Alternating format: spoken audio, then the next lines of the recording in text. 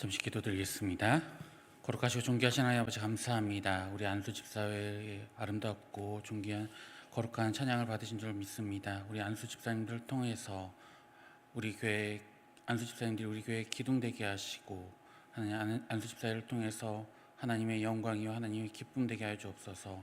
이들이 헌신하고 수고하는 곳곳의 모습들 속에서 하나님 기뻐 받으시는 줄 믿습니다. 더욱더 힘써 주의 일을 매진하며 주의 일을 감당하며 또한 가정에서나 직장에서나 어디에서든 주의 영광과 주의 기쁨이 될 수 있도록 주님 이분들을 붙잡아 주시고 강건케 인도하여 주시옵소서. 하나님의 교회를 지켜주시고 이 예배 가운데 함께하여 주옵소서. 감사드리며 예수 그리스도의 이름으로 기도드립니다. 아멘. 네. 반갑습니다. 무더운 날씨가 조금 이제 지나가는 것 같습니다. 사람들이 우리 인생을 살아가면서 자기가 참 어떻게 보면 내가 뭘 하고 어떤 것을 하고 사느냐, 다시 말해서 내가 무엇을 쥐고 사느냐, 내가 무엇을 소유하고 사느냐, 이것에 대해서 굉장히 중요하게 생각하는 것 같습니다. 이거를 말하자면 아주 정밀한 계산기를 두드리듯이 나의 인생을 계산기를 두드려가면서 살아가는 그러한 사람들이 이 세상에 참 많은 것 같습니다. 부부싸움을 할 때도 인간관계를 맺을 때도 손해를 어떻게든 안 볼 수 있을까 머릿속에 계산기가 팽팽팽 돌아가기도 하죠. 특히 나이가 들수록 그런 게 좀 덜 하실지도 모르겠지만 우리 젊은 친구들하고 대화하다 보면요, 대화하는 순간에도 계산을 하고 있어요. 그래서 나에게 이 사람이 나에게 유익한 사람인지 아니면 나하고 상대하지 말아야 될 내가 손해볼 사람인지 이것을 계산하고 있더라고요. 그래서 내가 너한테 이만큼 해줬는데 너는 나한테 이것밖에 안 해주냐, 이런 계산적인 그러한 모습들, 어찌 보면 이거 인간의 본성이지 않을까 싶기도 합니다. 하지만 이 계산기를 이 하나님 앞에 두드린다는 것은 어떻게 보면 우리는 비극을 살아가는 것이고 어리석은 인생을 살아가는 것이지 아닐까라는 생각이 듭니다. 예를 들어서 주님, 내가 모태신앙으로 태어나서 11조도 열심히 하고 주일 성수도 꼬박꼬박하고 교회에서 봉사도 이만큼 했으니 내 인생에 이 정도 복은 주셔야지 수지타산이 맞지 않겠습니까? 라고 당당히 외치는 분들이 있습니다. 어떠십니까? 여러분들은 그동안 어떻게 살아오셨습니까? 나 이만큼 신앙생활 했으니 하나님 나에게 이만큼의 복은 주셔야 됩니다 라고 혹시 그렇게 신앙생활 해오셨습니까? 오늘 본문에 나오는 바리새인 시몬이 딱 그런 사람이었던 것 같습니다. 그는 종교적으로 완벽했고 도덕적으로도 깨끗한 인물이었습니다. 세상 기준으로 보면 흠잡을 데 없는 훌륭한 그러한 신앙인입니다. 그래서 그는 아마 자기가 만약에 하나님 앞에 빚을 졌다면 아마 50데나리온 정도 졌을 것이다 라고 아마 생각했을지도 모르겠습니다. 조금만 노력하면 나는 이 정도 돈은 언제든 갚을 수 있어, 이 정도 빚이야 내가 조금만 하나님 앞에 열심히 내면 하나님께서 탕감해 주실 거야 라고 생각했을 수도 있습니다. 그래서 예수님을 자기 집에 초대를 했고 자신의 집의 식사 자리에 식사를 대접하려고 했습니다. 그런데 그 당시에 이 당시에 여기 문화는 자신의 집을 초대한 사람에게 기본적인 예의가 발을 씻는 물을 제공하는 겁니다. 그런데 예수님과 자기는 이 기본 예의조차도 이 시몬은 준비하지 않았습니다. 왜냐하면 자기와 예수님이 비등하다고 생각한 겁니다. 기브 앤 테이크를 할 수 있는 사이라고 생각한 거예요. 내가 예수님을 초대는 하긴 했는데 예수님이 나한테 잘해주면 나도 잘해드려야지. 예수님이 나에게 뭔가 떡고물이라도 주시면 나도 예수님한테 잘해드려야지. 이런 기본적인 신앙, 이런 마음, 이런 게 있었던 것 같습니다. 오늘 본문 내용에 보면 예수님께서 바리새인 시몬의 집에 들어가셨습니다. 잘 아시겠지만 예수님께서는 죄사함을 받았다는 그 내용 때문에 종교 지도자들에게 끊임없이 공격을 받고 충돌하는 그러한 시기였습니다. 그 중심에는 바리새인들이 있었습니다. 이 바리새인들의 그 중심에서 예수님의 갈등을 갖고 있는 이 속에서 적어도 이 시몬이라는 사람은 예수님과 대립하는 그러한 모습은 아니었던 것 같습니다. 하지만 자기 집에 예수님을 초대하면서도 약간 예수님을 전적으로 믿거나 높이거나 아니면 존경하는 그런 것보다도 내가 예수님 앞에 뭔가를 얻을 건 없을까, 이 정도 마음이었던 것 같습니다. 그렇게 냉랭하고 완벽해 보이는 식사 자리에 인생의 계산기로는 도저히 계산될 수 없는 불청객이 나타납니다. 동네 사람들이 다 손가락질하는 죄 많은 여인이 이 식사 자리에 나타나게 됩니다. 말씀에서 어떤 죄인이다라고 특정 짓진 않았지만 본인도 알고 온 동네 사람들도 알고 누구나 다 손가락질하는 죄라고 그렇게 짐작이 됩니다. 많은 신학자들은 아마 몸을 파는 창녀일 것이다 라고 추측하기도 한다고 합니다. 아무튼 이건 추측일 뿐 천국에 가서 물어봐야 될 일이고요. 우리가 어쨌든 이 여자는 죄라고 하는 이 딱지를 안고 살아가는 사람이었습니다. 이 여인이 예수님의 뒤로 와서 예수님의 발에 엎드립니다. 그리고 눈물을 뚝뚝 흘려가며 그 발을 적십니다. 수건도 없습니다. 자기가 자기 자신의 아마 가장 아름답고 영광스러운 부분이었던 이 머리카락을 풀어 예수님의 발을 닦습니다. 심지어 그것뿐만 아니라 자신의 전 재산이었을지도 모르겠습니다. 자신의 전 재산과 다름없는 그 향유 옥합을 깨뜨려 예수님의 발에 붓고 그 발에 입을 맞추게 됩니다. 예수님이 시몬의 집에 왔는데 이 여자가 갑자기 들어왔던 것입니다. 근데 이게 돌발 행동이었을까요? 아니면 계획된 행동이었을까요? 여러분들 어떻게 생각하십니까? 아마도 의도적인 행동이지 않을까라는 생각이 듭니다. 옥합을 늘 들고 다니는 건 아니잖아요. 그 당시 지금처럼 뭐 조그마한 향수병을 얘기하는 것이 아닙니다. 큰 항아리, 누군가가 늘 항아리를 이렇게 품에 안고 살아가지는 않잖아요. 아마 이 여인은 예수님의 동선을 정확히 알고 있었고 이미 예수님의 존재를 대해서 알고 있었던 여인입니다.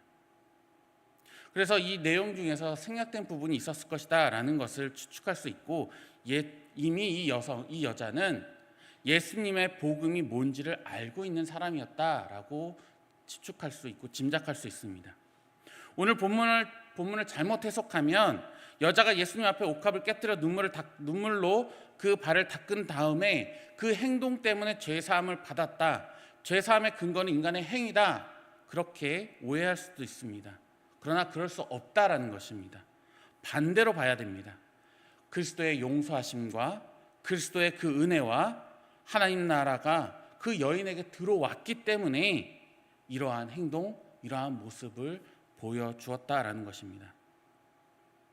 이 여인은 분명 알았을 것입니다. 바리새인 집에 들어가면 자신이 어떤 욕을 들을지, 어떤 모멸감을 경험할지 이 여자는 너무나도 잘 알고 있는 사람이었을 것입니다.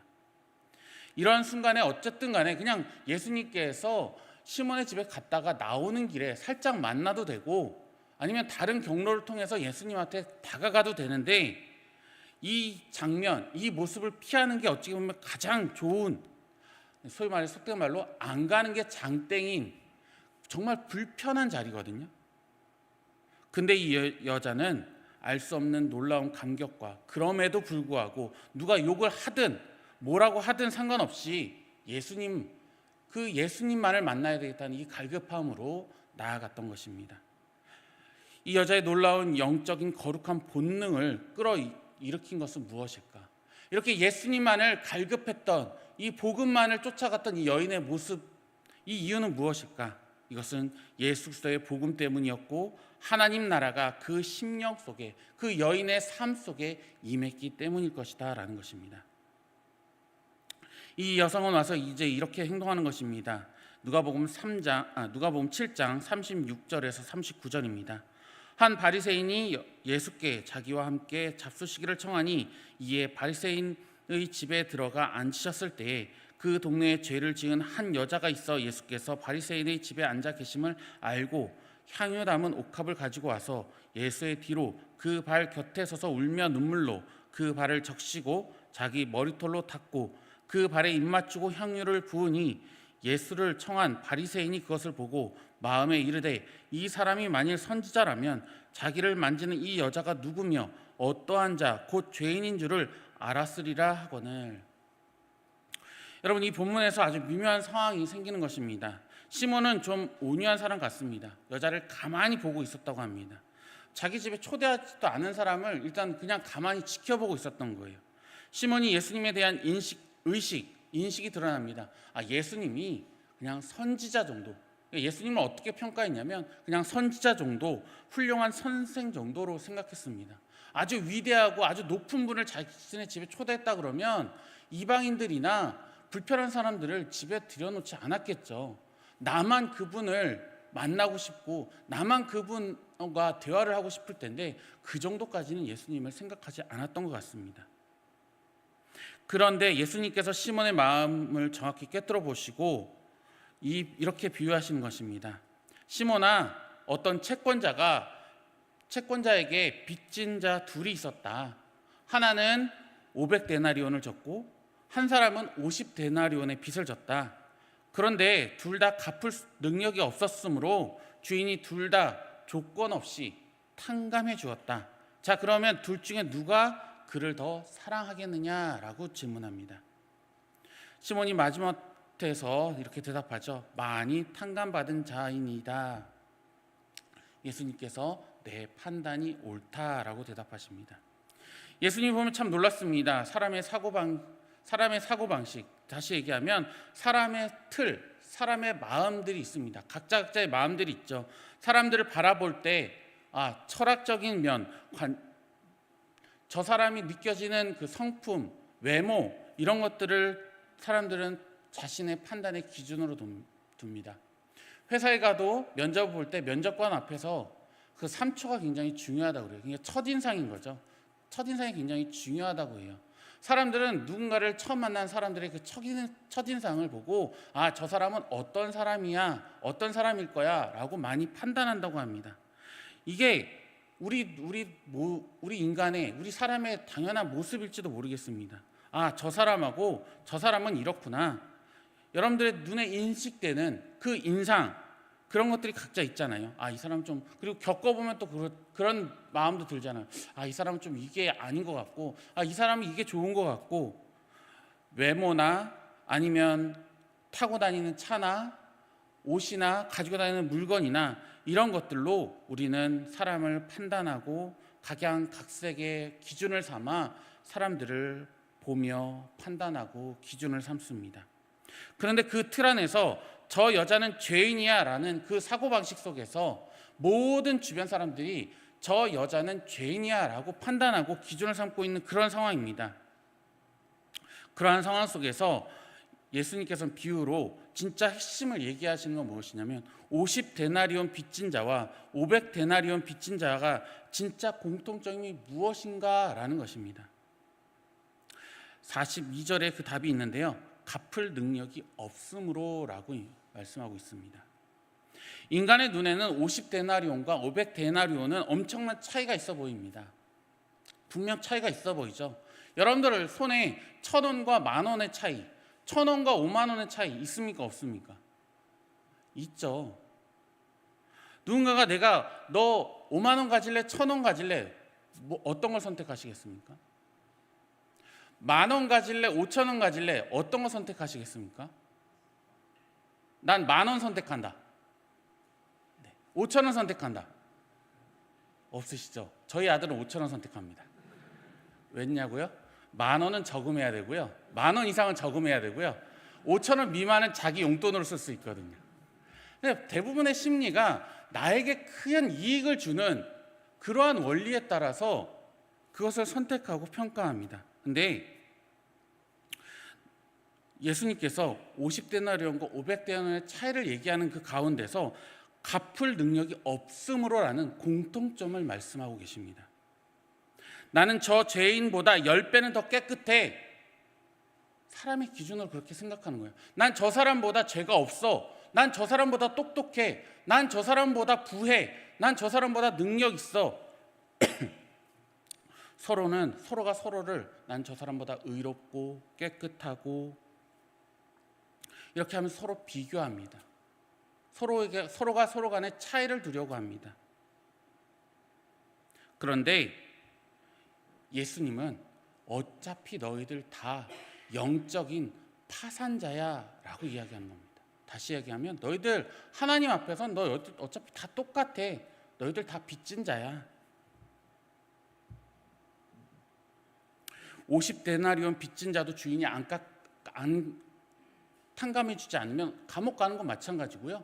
500데나리온 빚진 자도 주인이 탕감해주지 않으면 어차피 감옥 가는 건 똑같습니다. 복음은 어디서부터 시작하느냐? 하나님, 저는 제 힘으로 도저히 내 죄의 문제를 해결할 수 없는 영적 파산자입니다 라고 고백할 때 복음이 시작되는 겁니다. 다시 얘기하면 하나님, 나 하나님 앞엔 죄인일 뿐입니다 라고 고백할 때 우리는 복음을 받아들일 준비가 되어 있다라는 것입니다. 나의 비참함을 깨닫는 데서부터 시작되는 것입니다. 바리새인 시몬은 자기가 파산했다는 사실을 몰랐습니다. 조금만 율법을 잘 지키면 50데나리온쯤은 나는 갚을 수 있는 그런 능력, 그러니까 다시 얘기하면 하나님 앞에 조금만 열심을 내면 나는 믿음이 더욱더 풍성해지고 구원받을 자격이 있는 사람이야 라고 생각하고 있다는 것입니다. 그래서 예수님을 초대해 놓고 마음이 차갑게 대우를 예수님을 모셔놓고 하나님의 아들 우리 주 예수 그리스도 우리의 구원자를 모셔놓고 차갑게 대하는 겁니다. 예수님과 자기를 동등하게 여기는 그러한 어리석음을 범한 겁니다. 나는 내 힘으로는 절대 구원받을 수 없는 500데나리온짜리 비참한 죄인입니다 라고 고백을 못하는 거예요. 그러니까 다시 얘기하면 나는 하나님 앞에 그렇게 큰 죄인 아니에요. 나는 거룩하고 도덕적이고 깨끗하게 살아왔어요 라고 그렇게 생각하고 있는 겁니다. 그런데 죽음의 죄의 무덤 속에서 예수님이 아무 조건 없이 우리의 죄를 사해 주셨습니다. 그리고 우리에게 평안을 선언해 주셨고 너는 탕감받은 자야 라고 선언해 주셨습니다. 그걸 아는 이 여인만이 예수님 앞에 자신의 모든 것을 쏟아 부었던 것입니다. 도저히 사람의 생각으로는 계산되지 않는 그러한 행동을 한 것입니다. 주님의 은혜로 이걸 다 감당할 수 없기에 내가 드릴 수 있는 모든 것을 쏟아 부어서 예수 그리스도 앞에 나아갔던 것입니다. 7장 44절입니다. 그 여자를 돌아보시며 시몬에게 이르시되 이 여자를 보느냐? 내가 내 집에 들어올 때 너는 내 발 씻을 물도 주지 아니하였으되 이 여자는 눈물로 내 발을 적시고 그 머리털로 닦았으며. 의도적으로 예수님께서 누구를 보신 것입니까? 그 여자를 보십니다. 그 눈빛이 굉장히 강렬했기에 이렇게 기록했을 겁니다. 그리고 난 다음에 시몬을 향해서 이렇게 이야기합니다. 이 여자를 보느냐? 조금 더 구체적으로 이야기하면 너는 이 여자를 어떻게 인식하고 어떻게 생각하고 있느냐? 구약적 관념에서 보면 죄인이다 아니다, 착한 놈이다 나쁜 놈이다, 괜찮은 사람이다 아니다 라고 평가할 수 있을지 모르지만 그것은 우리 기준일 뿐입니다. 사람의 기준일 뿐입니다. 너는 이 사람을 어떻게 보느냐?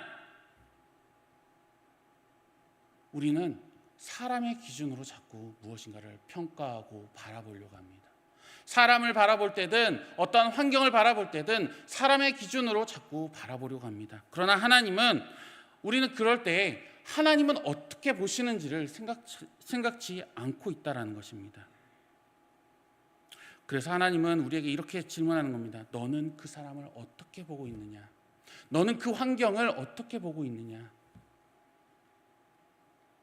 예수님이 그 여인이 죄인인 것을 몰랐을까요? 모르셨을까요?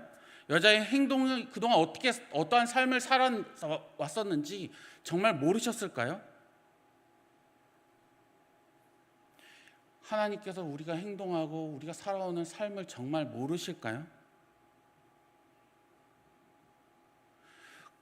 아심에도 불구하고 우리에게 다시 한번 물어보는 겁니다. 너는 이 여자를 어떻게 보느냐? 너는 그 사람을 어떻게 보느냐? 여러분, 이 여자는 사람들이 볼 때는 죄인이라고 낙인 찍었을지는 모르겠지만 예수 그리스도의 복음, 당신이 어떤 사람이다, 누구든지 하나님의 놀라운 용서를 받은 이 사람은 자유와 기쁨과 감격을 안고 있는 그 여인의 모습이다라고 말씀하고 계신 것입니다. 여인 또한 내가 지금 어떠한 비판을 받을지, 어떠한 욕을 들을지 아무 상관이 없는 상황입니다. 우리는 늘 그러잖아요. 남들이 나를 어떻게 볼까봐, 남들이 나를 어떻게 생각할까봐, 남들의 눈이 척도가 되고 남들의 행동이 나의 삶의 방향이 되는 경우가 참 많지 않습니까? 그리고 누군가에게 나를 드러낼 때 내가 누군데, 나는 어떻게 했는데, 나는 어떻게 살아왔는데 라고 이야기하면서 누군가가 나를 좋게 평가하기를 원하고 계시지 않습니까? 우리는 이제 무엇인 척하는 그러한 신앙이 아니라 하나님께서 나를 어떻게 보고 계시고 하나님께서 내가 어떻게 보기를 원하시는지를 우리는 분명히 알고 있어야 되는 것입니다. 그리고 무엇보다도 하나님께서 우리의 모든 죄를 용서하셨다는 것, 그 놀라운 은혜로, 그 은총으로 오늘을 내가 살아가고 있다라는 것, 그리고 그것 때문에 내가 용기를 낼 수 있다라는 것을 우리는 기억해야 할 것입니다. 사람들은 손가락질하지만 많은 사람들이 세상을 뜯어고치려고 하고, 이것은 변화돼야 되고 혁신돼야 되고, 무엇인가 누군가가 파괴하거나 누군가가 뒤집어 엎거나 해야 된다라고 이야기합니다. 하지만 한 여인의 심령 속에 누군가가 바꾸기를 원하고 내가 어떻게든 하기를 원하는 것보다 한 여인의 심령 속에 한 여인에게 기적 같은 일이 시작되고, 그 흑암이 어둠이었던 그 삶이 예수님의 발을 닦을 수 있는 그 기쁨과 예수님의 그 발에 향유를 부을 수 있는, 내 모든 것을 걸 수 있는 그러한 놀라운 기쁨과 감격의 삶이 드러날 때에 이것이야말로 참된 부활이고, 이것이야말로 참된 구원이고, 이것이야말로 하나님의 나라가 펼쳐지는 것입니다. 누군가가 어떻게 하기를 원하거나 내가 어떻게 평가하기를 원하기 전에 내가 먼저 그리스도 안에서 풍성한 은혜와 기쁨과 감격으로 하나님 나라를 펼쳐간다면 외적인 무엇인가가 아니라 내가 하나님 나라를 맛볼 것이고, 내가 하나님의 구원의 감격에 빠져 있을 것이고, 하나님의 기쁨을 외칠 수 있지 않겠습니까? 오늘날 한국교회 진짜 위기가 어디에 있습니까? 교회 안에 50데나리온짜리 바리새인들이 가득하기 때문입니다. 나는 요 정도 하고 있어, 난 요 정도 빚진 정도는 내가 언제든 하나님 앞에 갚을 수 있어. 다시 얘기하면 내가 조금만 더 노력하면 나는 언제든 하나님 앞에 인정받을 수 있어. 나는 언제든 하나님 앞에 완벽한 사람이야 라고 생각하는 사람들이 많다라는 겁니다. 500데나리온의 은혜를 아는 여인의 눈물이 사라졌다라는 것입니다. 하나님, 저는 죄인입니다. 하나님의 은혜로 나는 은혜밖에는 나는 살아갈 수밖에 없습니다 라고 고백하는 신앙인들이 없어져 가고 있습니다. 하나님의 은혜를 구하고 하나님 앞에 자신의 죄를 자복하며 하나님 앞에 간구하는 그러한 신앙인들이 점점 사라지고 있다는 것입니다. 신앙생활을 오래 하면 오래 할수록 내 안에 예수 그리스도의 흔적과 은혜가 깊이 쌓여야 하는데, 이상하게도 그 오랜 시간, 오랜 그 헌신과 봉사와 기도와 말씀의 그 시간들이 오히려 교회 안에서 종교적인 경력이 되고 권력이 되고 의로움이 되고 있는 건 아닌가 걱정됩니다. 누구는 이렇게 얘기하죠. 나는 모태신앙인데, 나는 교회 몇 년을 다녔는데, 내가 교회 헌금을 얼마나 많이 하고 있는데, 그러면서 팔짱 끼고 예배가 나의 전부를 드리는 그 예배가 아니라 예배를 구경하는 구경꾼이 되고 있고, 찬양을 불러도 가슴에 울림이 없고, 말씀을 들어도 내 계산기로 재단하느라 바쁩니다. 오늘 목사님 말씀이 별론데, 오늘 김용 목사 설교 왜 저래? 마음이 딱딱하게 굳어져가는 그러한 신앙인으로 변해가고 있는 것입니다. 죄의 양이 많아서 주님을 더 많이 사랑하는 게 아닙니다. 그렇다고 죄를 많이 짓고 나서 하나님 앞에 눈물로 고백하라는 뜻이 아닙니다. 내가 얼마나 큰 용서를 받았는지, 내가 기본적으로 하나님 앞에 얼마나 큰 용서를 받고 이 자리에 있는지를 우리는 깊이 마음에 새기고 깨달아야 할 것입니다. 나같이 쓰레기 같고 소망 없는 인생을 살려내신 그 주님의 은혜가 얼마나 큰지 깊이 깨달은 사람만이 주님을 더 많이, 더 뜨겁게 사랑하게 될 줄 믿습니다. 하나님 앞에 더욱더 매달리고 하나님 앞에 간구할 수밖에 없는 그러한 인생을 살아갈 수밖에 없다는 것을 고백하기를 원합니다. 은혜의 크기가 곧 내 사랑의 크기를 결정합니다. 내가 크게 은혜를 누렸다면 그 사랑의 표현도 아마 크게 될 것입니다. 하지만 내가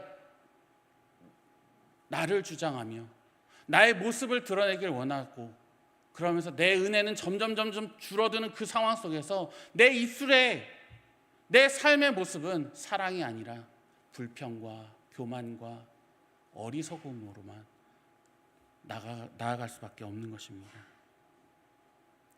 물론 세상 사는 거 참 힘듭니다. 그런데 그 힘듦 속에서 더욱더 하나님을 찾고 하나님께 부르짖기를 원하고 계십니다. 이 힘듦을 살아가면서, 이 어려움을 살아가면서 흘려야 될 눈물 왜 없겠습니까? 하나님 앞에 쏟아내야 할 땀방울이 왜 없겠습니까? 나는 하나님 앞에 흘릴 눈물, 하나님 앞에 흘릴 땀방울 없어. 이건 결코 그런 일은 있을 수 없습니다. 우리는 앞으로 살아가면서, 그리고 그동안 살아오시면서 속상한 일, 마음 아픈 일 많았을 것입니다. 그게 나를 걸려서 넘어지거나 더 이상 주님 앞에 못 가게 할 수 없는 것은 내가 이미 하나님의 놀라운 은혜를 경험했기 때문입니다. 그게 믿음입니다. 이미 내가 이 자리에 있는 것은 하나님의 은혜를 경험했는 것이고, 하나님의 은혜 가운데 내가 믿음을 살아가기 위해서 이 자리에 계신 거 아니겠습니까? 이쯤 되면 아멘이 좀 나와야 되는데, 다 필요 없고 내 문제만 지금 해결되라라는 마음이 아니니까. 여러분, 이러한 사고방식을 좀 가지셨으면 좋겠습니다. 내가 부족하다 할지라도 나를 받으시는 하나님, 내가 더 좌절하고 낙담하고 어둡지만 나를 기뻐하시고 즐거워하시고 사랑하시는 그 하나님, 그 하나님의 놀라운 은혜가 오늘 우리 속에 함께 있다고 하는 그 사실을 우리 마음속 깊이 새겼으면 좋겠습니다. 우리는 오늘 본문 7장에서 놀라운 사실을 발견하게 되는 것입니다. 어디에 하나님 나라가 임하고 있는가? 우리의 심령 속에 있다는 것. 어디 가서 자꾸 찾으려고 하지 마세요. 이미 하나님의 나라는 내 속에 임했고요, 그 나라는 절대 무너지지 않습니다. 아무리 엉망진창이 다가오고 아무리 낭망하고 고난과 역경이 와도 그것 때문에 우리의 신앙은 절대 무너지지 않습니다. 나 믿음이 연약해졌어요. 믿음이 흔들려요. 믿음이 작아졌나 봐요. 아니요. 하나님의 은혜는, 하나님이 부어주신 그 믿음은 결코 흔들리거나 없어지거나 작아지지 않습니다.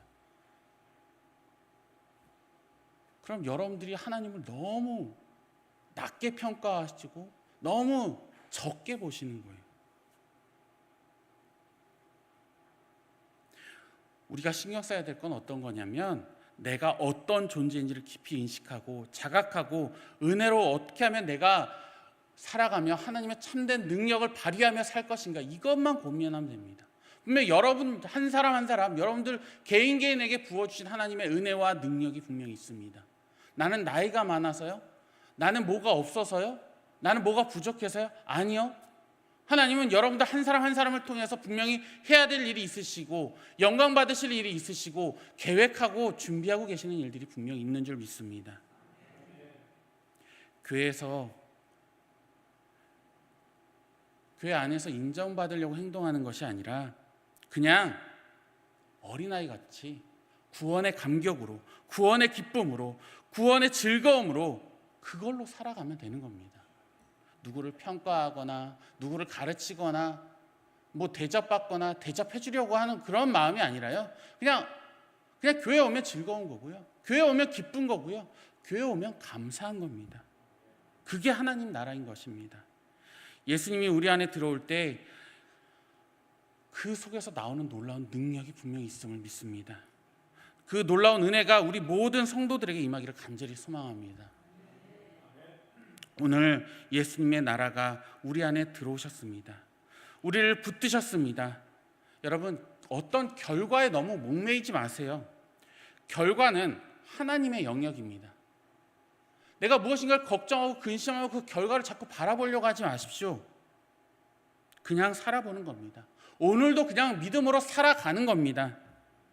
결과는 주님께 맡겨드리고 오늘의 삶을 열심히 살아낸다면 하나님은 절대 버리지 않고 우리와 동행하실 것입니다.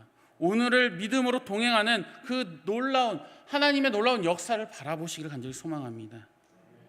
하나님은 우리에게 이렇게 말씀하시는 것 같습니다. 어떤 찬양의 가사에 보면 나의 사랑, 나의 어여쁘고 너는 어여쁘고 참 귀하다. 어느 보석보다 귀하다. 내가 사랑스럽지 않을 때 너를 온전히 사랑하고 너와 함께 하려고 내가 왔노라. 나의 사랑, 이 사랑은 결코 변치 않아. 모든 계절을 돌보시고 푸른 마르고 꽃은 시드나 주의 말씀은 신실해. 실수가 없으신 주님만을 바라보아라.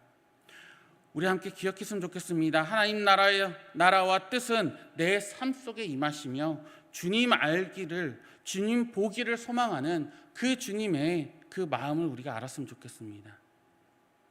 사랑하는 성도 여러분, 오늘 주님이 우리에게 물으십니다. 누가 더 사랑하느냐? 이 질문은 너 왜 나 사랑 안 해? 라고 다그치는 그러한 질문이 아닙니다. 너는 지금 내가 너에게 베푼 그 십자가의 탕감의 은혜를 여전히 기억하고 있니라는 예수님의 그 깊은 가슴에 그 눈물로 호소하는 질문입니다. 너 내가 베풀어준 은혜 기억하고 있니? 십자가는요, 우리가 영원히 갚을 수 없었던 그 죽음의 빚을 예수님이 당신의 살을 찢기시고 피를 흘리며 통째로 청산해버린 아주 은혜로운 사건입니다. 그 은혜를 진짜 아는 사람이 주님 앞에 대충 시간을 때우며 예배를 드릴 수는 없을 겁니다. 나를 위해, 내 생명을 위해 십자가를 지시고 모진 고통과 조롱과 아픔을 겪으며 그 생명까지 쏟아놓은 그 순간을 우리가 바라본다면 결코 예배가 소홀할 수 없고 주님을 향한 그 은혜와 그 믿음이 결코 소홀할 수 없을 것입니다. 그 은혜를 진짜 아는 사람은 주님 앞에서 대충 시간을 때우는 그러한 사람이 아닐 것입니다. 계산기를 두드리는 그러한 인생으로 살아갈 수 없을 것입니다. 오늘 이 시간 우리 마음에 있는 교만의 계산기는 좀 버려놓으시고요. 다 내려놓고요. 주님, 저는 내세울 거 하나 없는 500데나리온짜리 죄인입니다. 주님이 내 죄를 탕감해 주지 않으면 나는 살 수 없는 그러한 존재입니다. 그런데 그 큰 죄를 안고 살아가는 내가 더 큰 은혜로 나를 안아주시는 그 주님 앞에 나아갑니다. 이제는 내 삶의 향유 옥합을 깨뜨려 주님만을 사랑하겠습니다. 이러한 결단과 이러한 모습과 이러한 수고와 헌신이 있기를 간절히 소망합니다. 이 고백이 우리의 삶의 터전에서 늘 물밀듯 나오기를 이 시간 간절히 소망합니다. 주님만을 더 사랑하며 함께하는 우리 모든 성도님 되기를 간절히 소망합니다. 기도하겠습니다. 거룩하시고 존귀하신 하나님 아버지, 감사합니다. 주님의 나라가 내 심령 가운데 임하기를 간절히 소망합니다. 주님의 백성으로 살아갈 수 있게 인도하시니 감사합니다. 두려움 없는 믿음, 거룩한 삶을 살아갈 수 있는 힘을 주시옵소서. 주님 앞에 살아가겠습니다. 주님 앞에 나아가겠습니다. 용서받은 주의 자녀로 오늘도 주님 앞에 나아갑니다. 주님, 내 삶을 통하여 주여 역사하여 주시옵소서. 우리를 죄인으로 부르지 아니하시고 용서받은 자녀로, 회복된 자녀로 불러주니 감사합니다. 하나님의 품으로 나를 안아주시고 주의 나라, 주의 뜻, 주의 영광을 주심에 감사와 찬양을 드립니다. 하나님, 수많은 두려움과 어려움과 근심이 아닌 담대함으로, 두려움을 모르는 용기와 힘으로, 거룩함으로 살아갈 수 있도록 도와주시고 오늘도 주의 능력으로 살아갈 수 있는 주의 백성 되게 하여 주옵소서.